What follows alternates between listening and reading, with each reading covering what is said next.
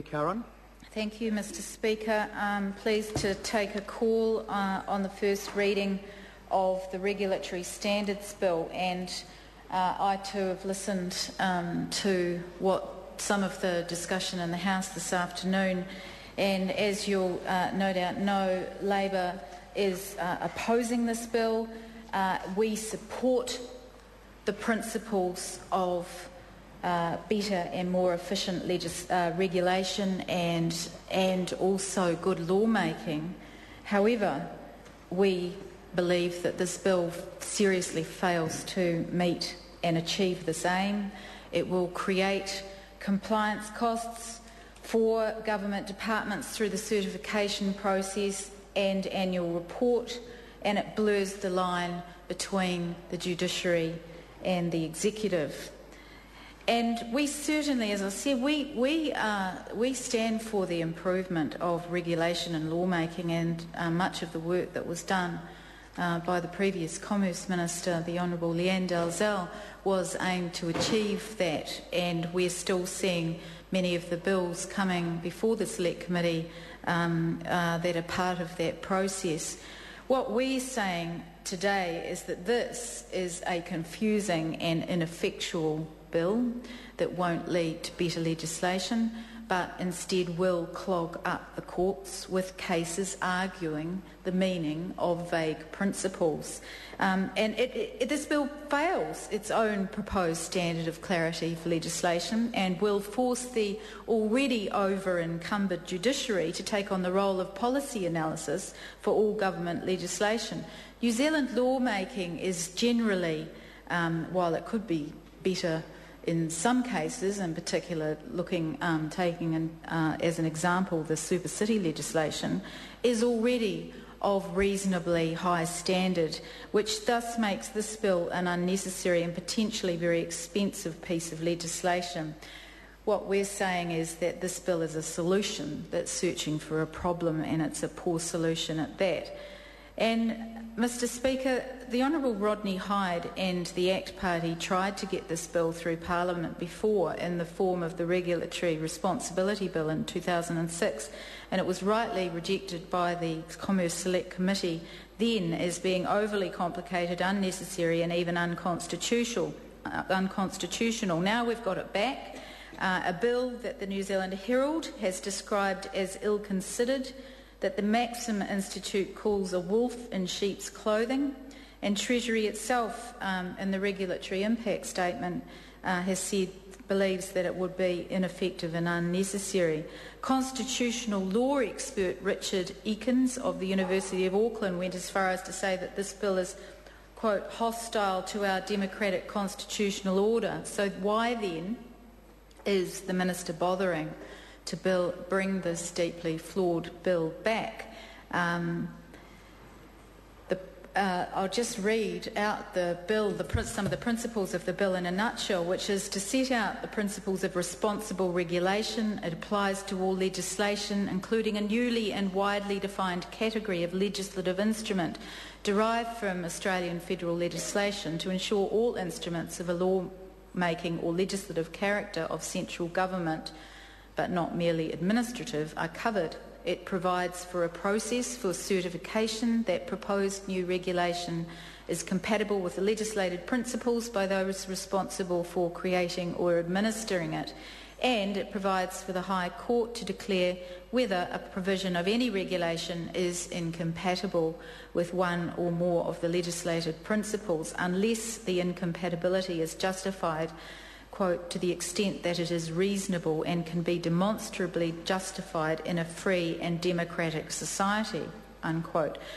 For regulation made before the date the bill comes into force, some declarations may only be made 10 years after that date. The principles central to this bill are vague. They're based on a failed ideology and they're legally suspect.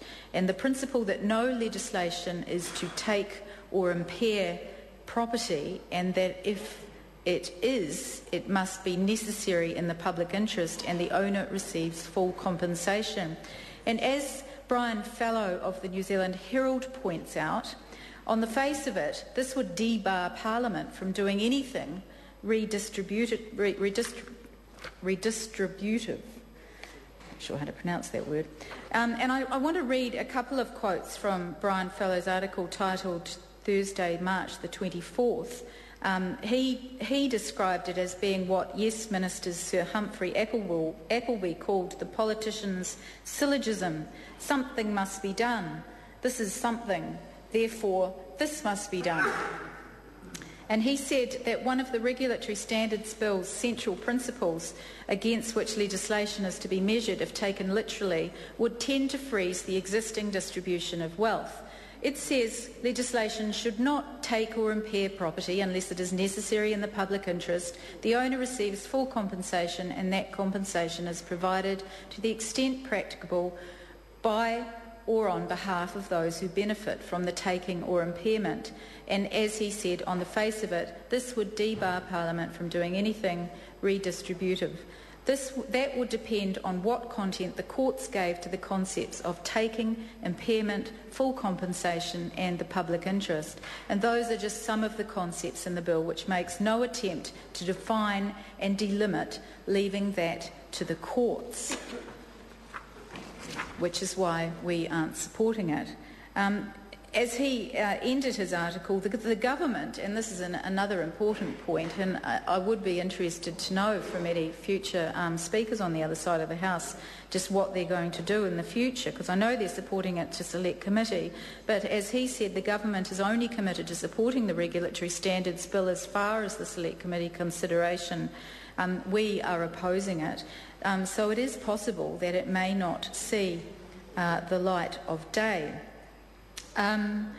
Considering the disdain that the Honourable Rodney Hyde has for the supposed bloated public service, why then is he introducing legislation that will increase the compliance and reporting costs of public entities? The Treasury already carries out regulatory impact statements for new legislation, a mechanism that the previous Labor government improved to help ensure efficient and necessary regulation. And with the new Productivity Commission also having some oversight in this area, any further legislation is completely unnecessary and a waste of the taxpayers' money. But under this bill, the relevant minister and public entity will be required to undertake a certification process with regular reviews and annual reporting by this entity. There is also the very real prospect of litigation by outside parties if a judge is to make a declaration of incompatibility. And considering that this minister has continually proclaimed his intention to cut the red tape, I cannot understand the rationale behind this bill, which promises to significantly increase compliance costs for our already overstretched public service.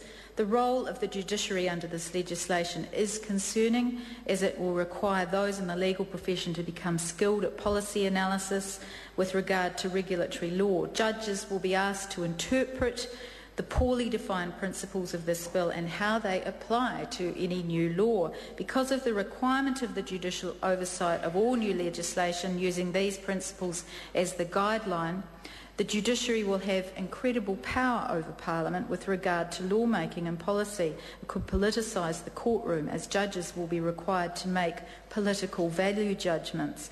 Initially, this is only going to apply to new bills, but after 10 years, existing regulation will be open to reinterpretation by the courts, and potentially we could see the judges reinterpreting provisions in older laws to make them consistent with the principles of this current bill. Is this democratic? And essentially changing the meaning of a law that was passed by a previous parliament. And I can already see some big corporates planning their cases to challenge regulations imposed under old law, clogging up our courts further. Mr Speaker, Labor Party is not opposed to improving the lawmaking process. We spent much of our last term improving legislative analysis through the regulatory impact scheme regime, and the Honourable Leanne Dalzell oversaw the quality regulation review, which focused on improving regulatory barriers to business growth. And this House has already passed the Regulatory Improvement Bill, which will be passed annually to ensure regulation is efficient and necessary. So we support good law, but we don't support this bill. Thank you. Cool.